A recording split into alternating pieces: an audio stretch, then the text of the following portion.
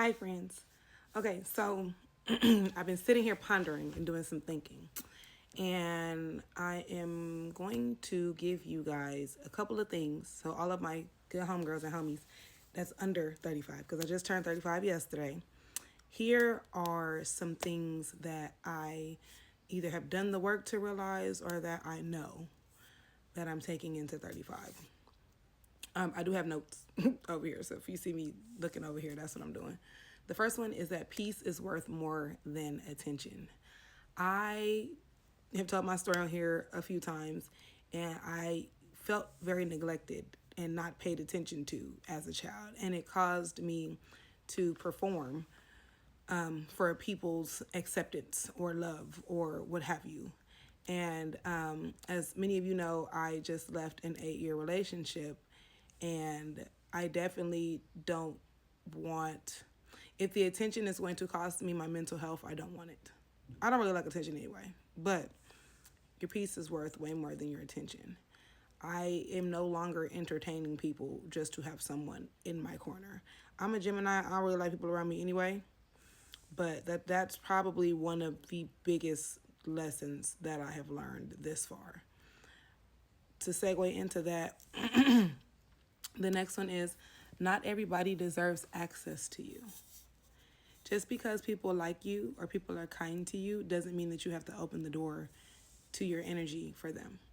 Another one is energy never lies. This one is huge. I cannot tell you guys how many times I've had people in my bubble and I could feel everything in my body was like, these people don't like you. This person is not safe. You probably shouldn't be around this person. And I would give people the benefit of the doubt, and that benefit of the doubt would hurt my feelings or put me in a situation that if I would have just listened to my intuition in the first place, I would not be in. Rest is productive. This one I'm still working on. I don't feel guilty for resting, but some of you guys know I have children. So rest is sometimes far and few in between. Another one is people apologize with their behavior, not their words. I cannot begin to tell you how many times I've accepted someone's I'm sorry or my bad just for them to 2 weeks later continue the same trash ass behavior that they were doing in the first place. Let's see. Closure is an inside job. This is one of my favorite ones. Learn to accept an apology that you're not going to get. And a lot of the time, you want closure, and then when you finally get that closure, you don't want it. I did a video on that before where, like, I finally got the closure and the confirmation from a certain individual that I thought I wanted. And honestly, it just kind of ruined my life for a couple of days. Not going to lie to you. You don't have to attend every argument that you're invited to. You know, on this app, people love to, you could say, the sky is a beautiful blue today, and somebody's going to be like, yeah, it's ugly. I don't go back and forth. Back and forth is not a place that I like to travel to. Your boundaries will offend people who benefited from your lack of them. Baby, let me tell you something. I did not lose anybody, but a lot of people left me alone when I started throwing boundaries out like Pokeballs. Okay? I did not realize how many people benefited. I call it sick. How many people benefited from me being sick or me having low self-worth until I woke up one day and was like, yeah, we're not doing that. Like, the fuck? God will remove what you won't walk away from. Baby, let me tell you, okay? When you pray that removal prayer, child, listen. And it works swift. It's fast. I asked God one day, I said, God, I know this person is not good for me, but I'm having a hard time walking away. I need your help, baby. That person was gone in 48 hours. If they wanted to, they would. It's as simple as that. Silence is clarity. I'm learning. I was one of those people that I used to want to feel the silence, like feel the silence. You know, like when you're having a conversation with somebody and things get quiet for a second. I used to feel like I needed to do something to fill that empty space. No, just let it be what it's gonna be. And in silence, you can think better. So I'm learning that too. This is specifically for my women of color. You deserve softness without struggle first. I will never, ever, for the rest of my life, I told myself my life started over yesterday. This is a whole new life for me right now. Baby, listen, if I have to struggle to get it, I don't want it. Nope. There are people walking around this planet that are of a different variety, and they are allowed to be mediocre. And while I'm not a mediocre individual, if I gotta work twice as hard for it, I don't want it. I'm good. I would love to live to 100. Okay, that means I got 65 more years on this earth, God willing, right? Yeah, I don't want to live that struggling or tired or no. I'm good. Let's see. Your younger self is so proud of you. So on my actual, like, at midnight last night, I did something I never did before, which is I gave myself this big old gigantic hug, and I was like, girl, with everything that we went through, like, we did it. Like look at us. We did it. And when I did it, like, I just saw little me, and I was like, girl, all the shit that we went through, and like, look at us.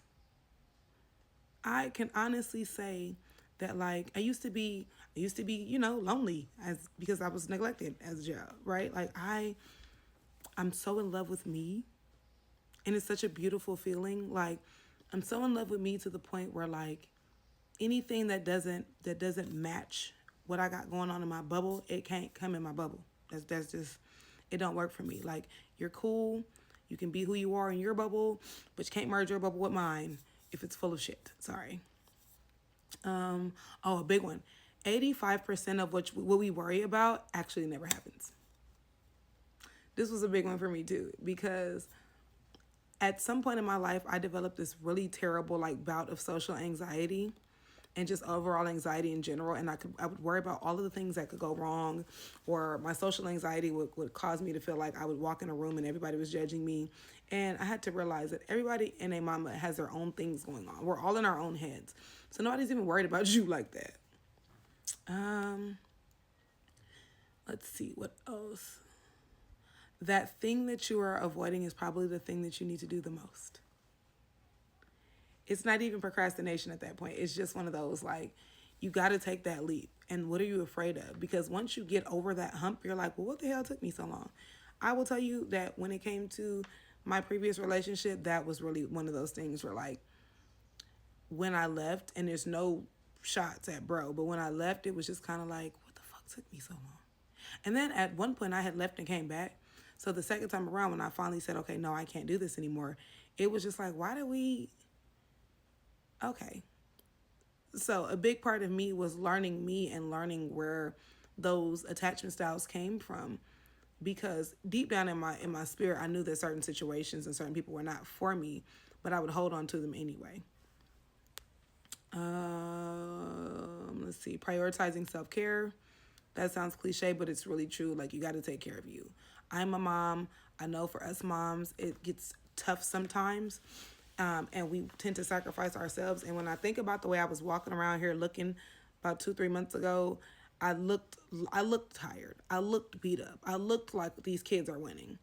And now for myself, like, when I was younger, when I was in my early 20s, y'all, I used to get up every day, do my hair, do my makeup, made sure I smelled good, make sure I was intentional about what I put on. And I promised myself that I was going to start doing that again. Like, I ain't got to get up every day and look like this. Like, I love my natural face as well.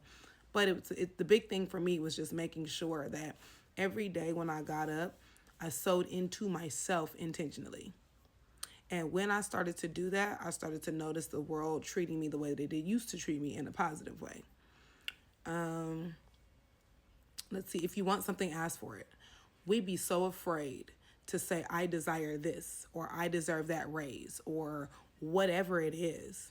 But there's people that are not even as killer as you that will go, they have more audacity than you, and you're actually more deserving.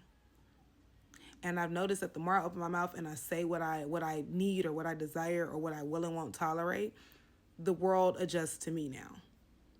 And that's been something that I've really been enjoying. I'll come back with another one because I still have some more and I'm running out of time.